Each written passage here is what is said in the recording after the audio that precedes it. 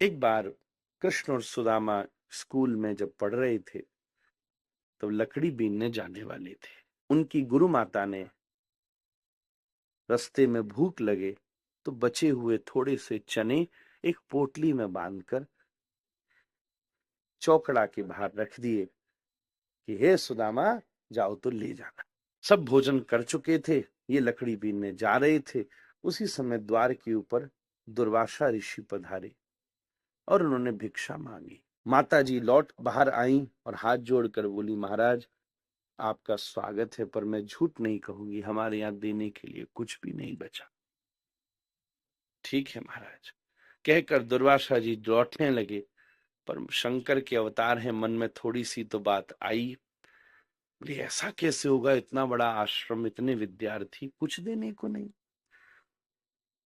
पता तो करूं, सच में अगर ऐसी स्थिति है तो मैं भगवान से प्रार्थना करूं, व्यवस्था करूं कि इतने मेरे मित्र सांदीपनी के आश्रम में कमी।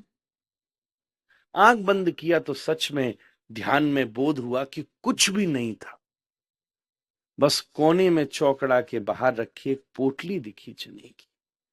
दुर्वासा जी वापस लौट आए, बोले मां, मैं आज प्रसन्न हूं कि सच में तेरे यहां कुछ नहीं, तूने सत्य बोला, और भगवान से प्रार्थना करूं कि यहां भंडारे भरे रहे। पर फिर भी एक चीज का मुझे कष्ट हुआ, एक पोटली चना तो रखा था।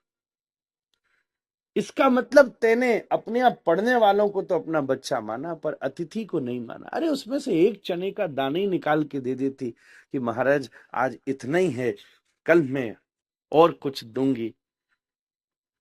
मुझसे रहा नहीं जा रहा, मैं तुम्हें कुछ नहीं कह सकता मां, पर मैं उस चने को श्राप देता हूं, जो चना खावेगा घोर दरिद्र हो जाए। ये बात सुदामा पोटली सुनाते समय सुन गई, उठाते समय सुन गई। मां दौड़ी कि मैं पोटली उठाऊं। जब तक सुदामा जी ने सोचा कि कुछ न कुछ मां करेगी, तो तुरंत कृष्ण को लेकर पोटली लेकर वन की तरफ चलती है। जिसके यहां पढ़ा हूं, लिखा हूं, उसकी विपत्ति मैं नहीं संभालूंगा। सुशीला जी को बड़ी पीड़ा हुई, गुरु माता को बड़ी पीड़ा हुई कि पोटली कहां गई, अरे ये क्या करेंगे। सुदामा जी जानते हैं।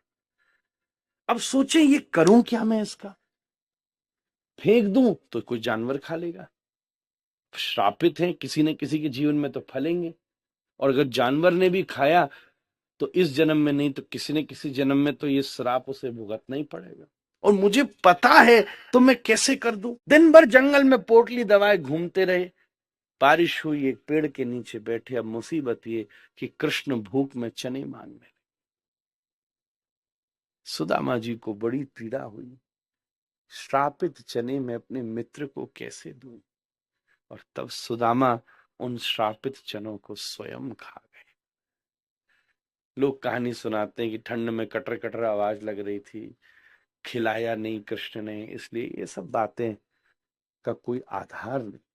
आज कृष्ण कहते हैं, वाह सुदामा, तूने मेरे भाग्य का दुख अपने जीवन में ले लिया, अपने भाग्य का सुख भी मेरे जीवन में दे दिया, इसलिए इस सिंहासन का अधिकारी तो तू भी है। उस दिन तेने चने मेरे हिस्से वाले भी खा लिए क्योंकि श्रापित थे, इसलिए जा, आज मैं अपने हिस्से वाला सिंहासन तुझे देता हूं। तब आपने, सुदामा जी रहे, 3 मुट्ठी तंदुल में 3 लोक की संपत्ति भगवान ने प्रदान कर दी। ऐसी सुदामा, तभी तो मित्र है महाराज, ऐसे थोड़ी ना कोई मित्र हो जाता।